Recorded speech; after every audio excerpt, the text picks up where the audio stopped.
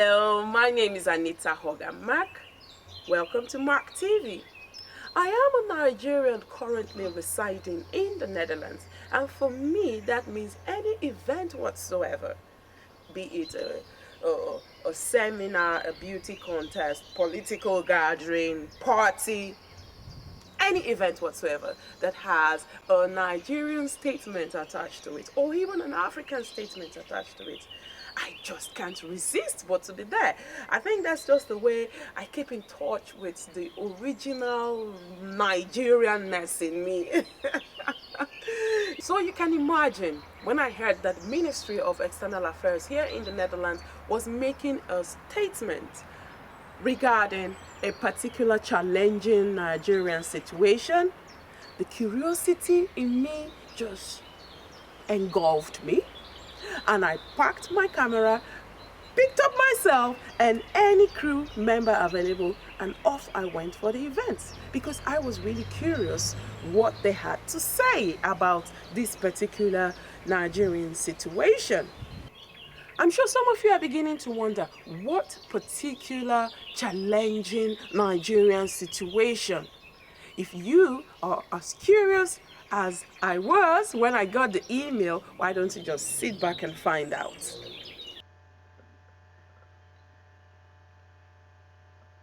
I started my shooting from popular Fiona's Kitchen, an African restaurant located in Den Haag, with some concerned Nigerian diasporans who were also taking a walk to the Ministry of External Affairs for the same program I had interest in.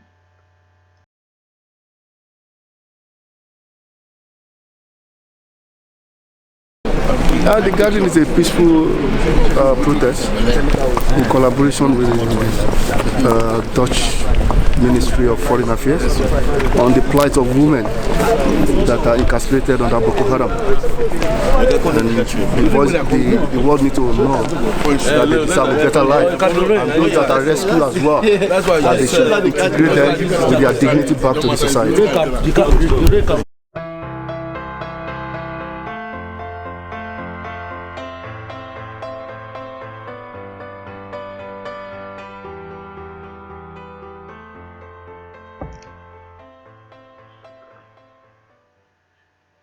I eventually got to know that the reason why we were all invited in this code is to put our voices together in unison and speak against the terrible activities that the terror group Boko Haram is unleashing in Nigeria, especially in the northeastern part of the country, and of course, the most vulnerable being the girl child.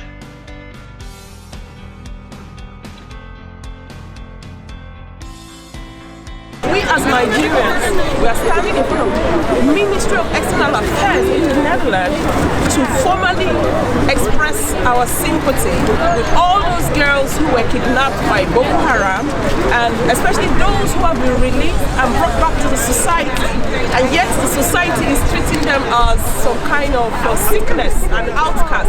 It is unfair. It's unfair. Somebody who has gone through trauma, you're double traumatizing the person. But then, I think these people are reacting out of what you call it, ignorance. And by us standing here today, we are telling them that, yeah, you may be ignorant. It's time for you to stop being ignorant. Be nice and be kind to these girls. Bring these girls back to their normal state of mind. Yeah, anytime I think about the Chibok girls, I'm not really happy as a mother, because I imagine what are they facing, how are they treating them, and those that came back, what are they doing with them? They are not being accepted in the society. That's the worst trauma. So we want our girls to be back, and we want them to treat them good, to integrate them to the society, for them to be normal people again. First and foremost, we must acknowledge the fact that we are first human, irrespective of the gender. And we all, as global citizens of this world, we must do everything humanly possible to ensure that the same treatment that is given to the displaced people in Iraq the same treatment that is given to the displaced people in Afghanistan, in America, in the UK, the same treatment should be given. So those that has been kidnapped by the insurgents in Nigeria. Well, as a father, of course, I think it's the worst nightmare to have your daughter captured by somebody and held hostage for such a long time. And as a father, I also worry about what's happening to the girls, even the girls that return after a while, because we all know that some of them are being neglected by their family or rejected by their family when they return.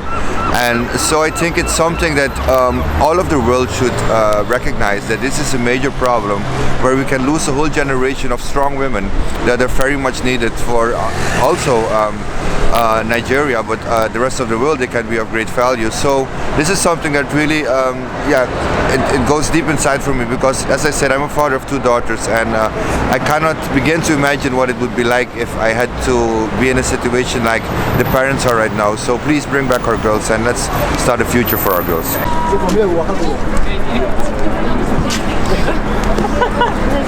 It's a very big thing, and we need to open the view about it, and so that everyone can see that it's still a thing, and it's still there, and it's still a problem. And there are more problems, but they're never talking really about Boko Haram, but more about IS now, and not about Africa or other countries. So yeah, it's not only about bring back our girls, but also to bring a statement to Africa, to Boko Haram, that there's problem too.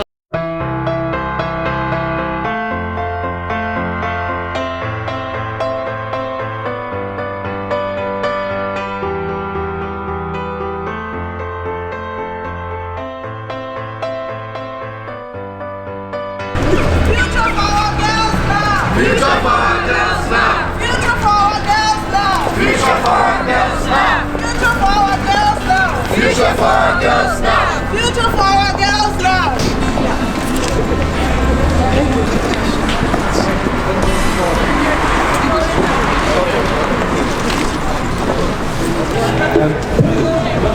Boko Haram, daar gaat het natuurlijk om. Hoe groot is de terreur van die groep? Wat voor club is dat? Ja, de berichten zijn wisselend. Sommigen zeggen Boko Haram is op zijn retour. Maar ik zeg, zolang ze nog zoveel honderden en duizenden vrouwen en meisjes gevangen houden, hebben ze dus blijkbaar nog de macht om dat te doen. Ze zitten met name in Noord-Nigeria, het armere deel van Nigeria. Harriet Lamb, Alert International and colleagues, thank you for this great cooperation. This is a way to really pay attention to a very, very serious issue. Vandaag is onze moderator Jurgen Rijman, onze ambassadeur die veel met ons samenwerkt. Die zal het gesprek leiden, de minister ook inleiden, en ik geef bijzonder graag het woord aan Jurgen. Dank u wel.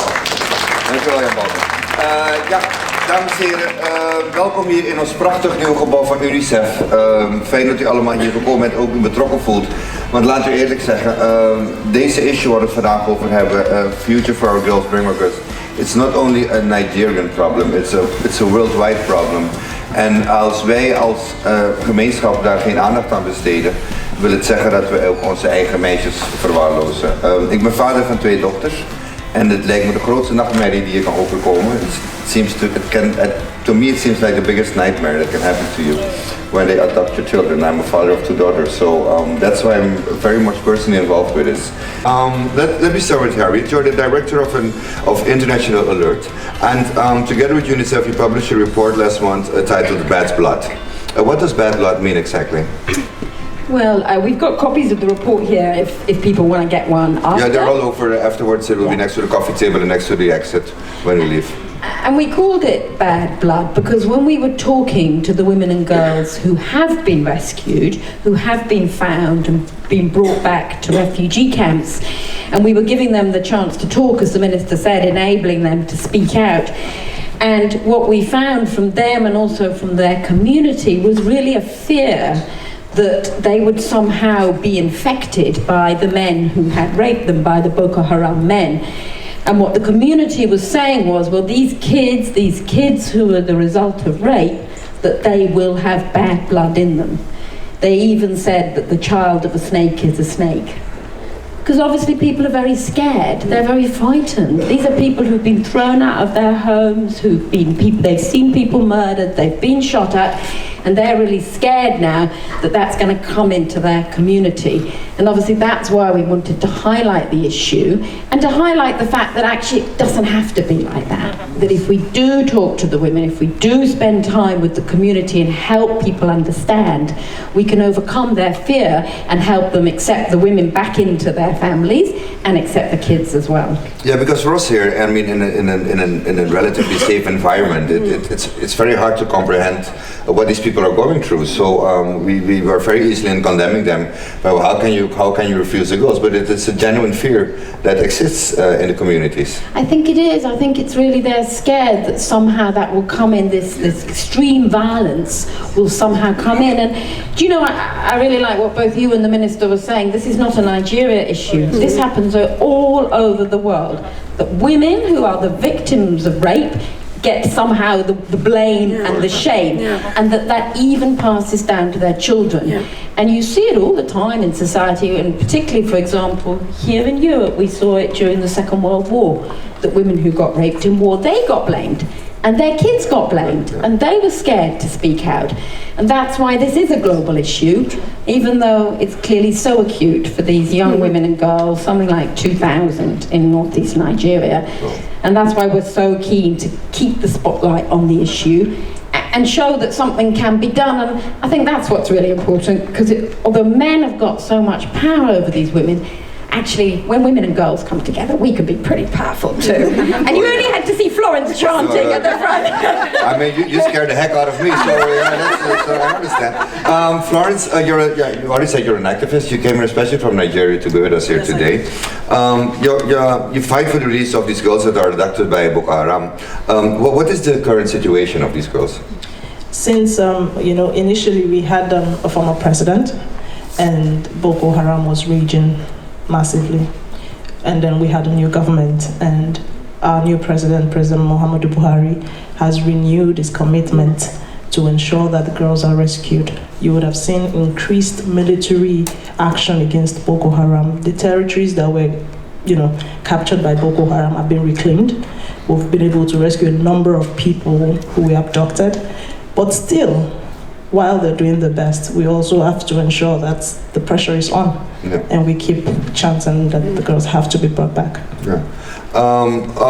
According to you, what must be done to stop the violence and ensure a better future for these women and girls? I mean, after the abduction, because as she explained earlier, you have the girls that are confronted with the bad blood situation. But what can we do as a world? What do you think is necessary right now? What action should we take right now to make a difference, to really make a difference? I think first thing, we have to drum out. We cannot, in good conscience, make a victim again. We can't. They didn't choose to be abducted. They didn't choose to be raped. So when they eventually make it out of that situation, the onus is on us to ensure that they feel loved. Every time you blame a victim, you just made her another victim. Every time the media feast on the victim, you just made that victim a victim again. We need to rise, our consciousness has to be in tune to the fact that a victim who has survived is a survivor. Yeah. And we have to ensure that that message is out there. Now, once they are released, once they get safety back, they need to be reintegrated back into the society. There has to be psychosocial treatment. These people have gone through traumas that you really don't want to, imagine. You can't even start to imagine. Yes. So the least thing they can ever have is our love.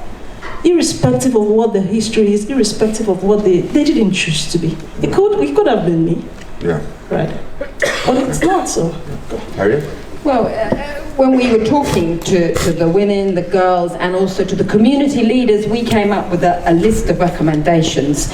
And I think starting, as Florence says, with really helping give the women the care, the chance to come and talk about what's happened to them, but also helping their community to talk, because we need their community to sit down and say, well, why do they have those feelings, and help them overcome it.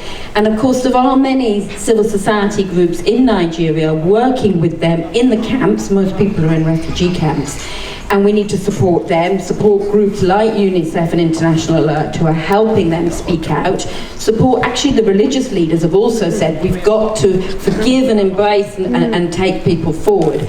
We also hope that we can help these girls find a livelihood or go into education. Some of them have had their chances at schools disrupted, but others, they need money, because even now worse, some of them have gone to prostitution because they're desperate. You just say, oh, how much worse can it get for these women? So making sure they have a chance to have an education or a livelihood and care, and that the donor communities are willing to support this. And that's why it's so great that the Minister's been out there marching today. It's so fantastic to have your support, Minister, and the support of the Dutch government in giving that kind of aid. What are we doing as the Dutch government right now, actually? Yeah, we're doing a few things. So we're supporting Dutch organizations who work in the communities and in the refugee camps. Ja, als minister komt u vaak in conflictgebieden. Je ziet daar ook vrouwen en meisjes in de meest onwaardige omstandigheden verblijven. We hebben ook vaak de ergste dingen meegemaakt in conflictgebieden. Wat zeggen deze vrouwen tegen? Ja, veel van die vrouwen zijn bereid om erover te praten. Dat vind ik altijd al heel knap. Ik denk altijd maar, hoe zou ik mezelf voelen als ik daar zit, seksueel misbruikt en er komt iemand die ik nog nooit ontmoet heb en die wil erover spreken. Veel vrouwen willen dat wel doen en dat willen ze doen omdat ze duidelijk willen maken dat dit een onderwerp is waar je over uit moet spreken. Het is namelijk niet jouw probleem. Je hebt het ook helemaal niet veroorzaakt. Het is het probleem van die ander en dat moet de wereld horen. Wat ze vertellen is dat meisjes die vrijgekomen zijn, wat op zichzelf goed nieuws is, dat die meisjes niet meer geaccepteerd worden door hun vader en moeder, hun broertjes en zusjes, hun dorp, omdat ze seksueel misbruikt zijn. Nou, 2 redenen genoeg vond ik om met elkaar de zaak weer eens op de kaart te zetten en met elkaar te bespreken wat kunnen we nu nog meer doen dan wat we nu al doen. Er nog brandstof in de buurt van het dorp beschikbaar is, zodat vrouwen niet al te ver weg hoeven lopen en daar gevaar lopen. Nu met zoveel vluchtelingen die uit Syrië richting Europa gaan, vrouwen en de meisjes in die vluchtelingenstromen voelen zich ook heel onbeschermd. Die reizen soms alleen, durven niet alleen naar de wc te gaan. Dus hele praktische dingen moeten er gebeuren. Genoeg verlichting, wc-deuren die op slot kunnen.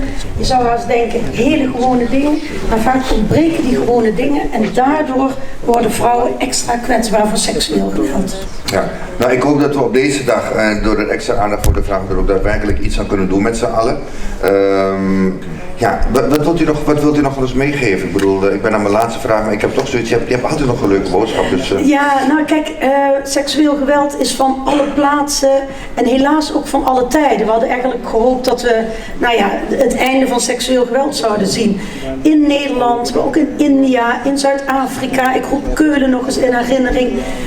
Overal waar mannen denken dat ze de macht over vrouwen kunnen hebben, gebeuren die dingen. En het is dus ons alle verantwoordelijkheid om te zorgen dat vrouwen de kracht die ze hebben ook kunnen inzetten. En het is ons alle verantwoordelijkheid, zoals jij zelf ook al zei, om onze dochters op te voeden. Op een manier waarop ze nee kunnen zeggen als ze niet willen en ja kunnen zeggen als ze wel willen. En onze zonen moeten we opvoeden met dezelfde gedachten. Als een meisje niet wil, dan wil ze niet en dan laat je dan met rust. En dat is een hele eenvoudige boodschap, maar we zijn er nog lang niet. Dus ik hoop dat, zoals we hier vandaag bij elkaar zijn, dat iedereen zich blijft inzetten tegen seksueel geweld en voor rechten van vrouwen en meisjes. Dank u wel, minister. Hartelijk bedankt. Dank u wel.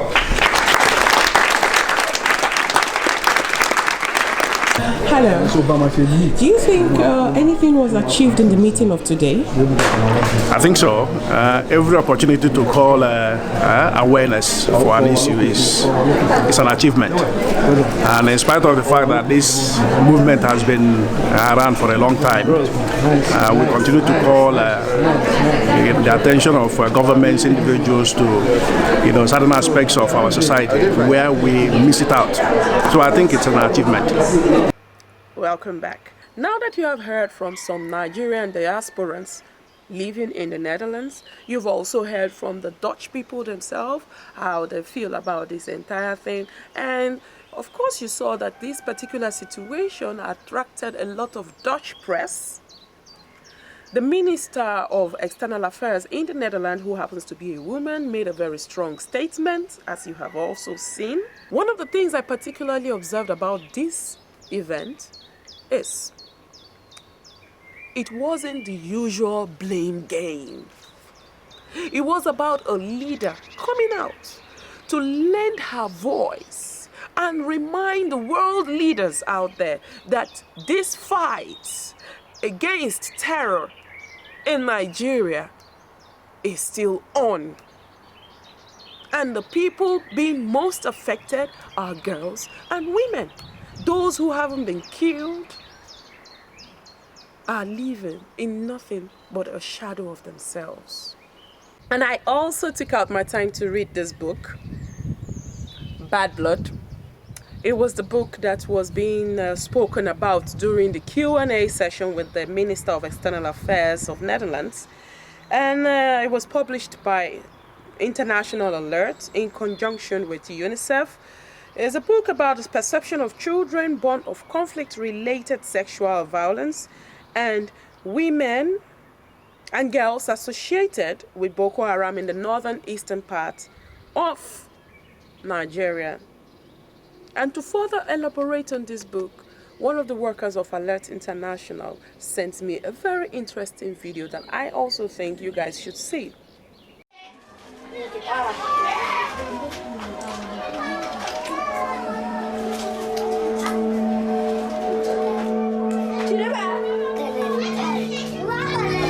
Na ce ni ba zan yi aure ba ko za ku kashe ni, sai da daddare suka zo da su da yawa suka zo suka ɗauke ni suka gudu da ni.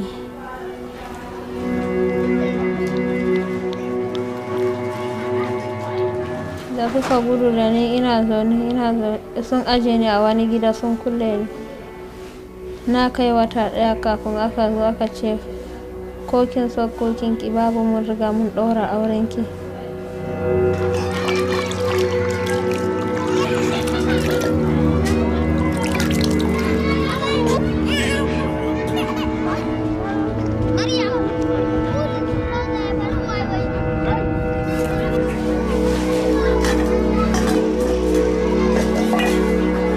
Ba na iya yin magana cikin su don ba sa jin Hausa.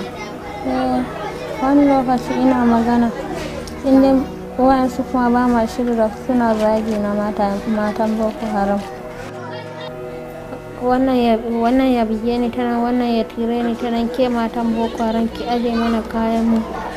Ina ɗauka roba zan wanke kayan yaro na, za su ce mun matan Boko Haram ba za ki wanki da roban mu ba. Ina je wajen ruwa ko ina na je matan Boko Haram ake zagi na. Wani lokaci ina tashi da farin ciki, wani kuma da bakin ciki. Ba sa zagi na kamar na da, amma wani lokaci suna zagi na. Ina roƙon Allah ya kawo mu iyayena ne.